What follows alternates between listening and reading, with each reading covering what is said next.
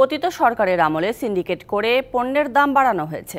এতে সহযোগিতা করেছে বাংলাদেশ ব্যাংক, এনবিআর সহ বিভিন্ন মন্ত্রণালয়ের কর্মকর্তা এবং গণমাধ্যম। বাংলাদেশের প্রতিযোগিতা কমিশনে বৈঠকে এই সব অভিযোগ করেন শিক্ষার্থীরা। এজন্য দায়ী কর্মকর্তাদের শাস্তি এবং সিন্ডিকেট ভাঙার দাবি জানান তারা। একই সাথে এফবিসিসিআই, বিজিএমই এর কমিটি ভেঙে দেয়া এবং ট্রুথ কমিশন গঠন করার আহ্বানও জানান তারা।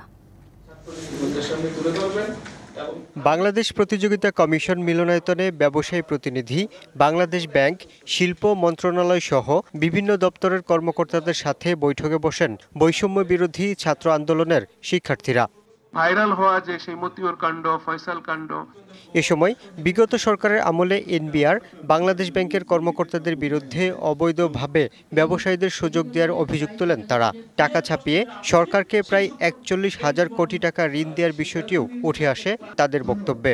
ফ্যাসিবাদ চলে গেছে, আমাদেরকে আরো একটি ফ্যাসিবাদের বিরুদ্ধে, আপনাদের প্রতিষ্ঠানের ফ্যাসিবাদদের বিরুদ্ধে লড়াই করার জন্য তৈরি হতে দিবেন না। আমরা চাই আপনারা নিজে থেকে ভালো হয়ে যান। একই সাথে উঠে আসে সিন্ডিকেট করে দাম বাড়ানোর বিষয়টি। তেল কিনতে গেলে দেখা যাচ্ছে আপনার লিটারে হুট করেই ৩০ টাকা ৩৮ টাকা বেড়ে যায়। কিভাবে হয় এগুলা? Because of syndicate. আগামী ৭ দিনের মধ্যে যদি কোনো না সুযোগ নেন, তাহলে রাষ্ট্র বাধ্য করতে হবে, আমরা না ঘেরাও করব, একটা কর্পোরেশন করে সকল তেল সরকার থেকে কিনবে, লাভ সরকারের, লস সরকারের নিবে।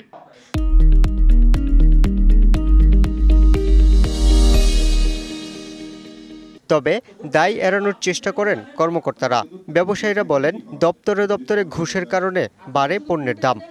অবৈধভাবে কোনো একটা প্রতিষ্ঠানের ঋণ মওকুফ করা হয়েছে, এটা কোনো একটা সংশ্লিষ্ট ডিপার্টমেন্টের একটা কাজ, যেটা আমার ডিপার্টমেন্টের না। ট্যারিফ কমিশন কখনো মূল্য নির্ধারণ করতে পারে না।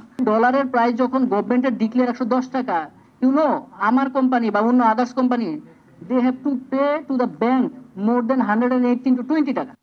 অসাধু কর্মকর্তাদের বিতাড়িত করে অবিলম্বে সিন্ডিকেট ভাঙার হুঁশিয়ারি দেন শিক্ষার্থীরা। কর্মকর্তা যারা, ওনাদের যাদেরটা ফাঁস হয়, ওইটার জন্য ছোটখাটো কোনো বিষয় থাকে না, দেখা যায় যে একদম সাগর মহাসাগরের মতো অবস্থা। স্বৈরাচারের দোসর এবং দুর্নীতিবাজরা যারা, এই যে আপনারা বড় বড় কোম্পানিগুলো এসেছেন, অনেকেই আসেননি, তাদের সেই জায়গাগুলো থেকে অবশ্যই তাদেরকে ধরতে হবে, শাস্তির আওতায় আনতে হবে। সরকারি দপ্তর, ব্যবসা প্রতিষ্ঠান এবং গণমাধ্যমে শিক্ষার্থীরা তদারকি করবেন বলেও জানান তারা। তাদের জায়গা থেকে তারা যেন ট্রুথ অ্যান্ড রিকনসিলিয়েশন করেন নিজেদের জায়গা থেকে। Yusuf Rana, DBC news, Dhaka.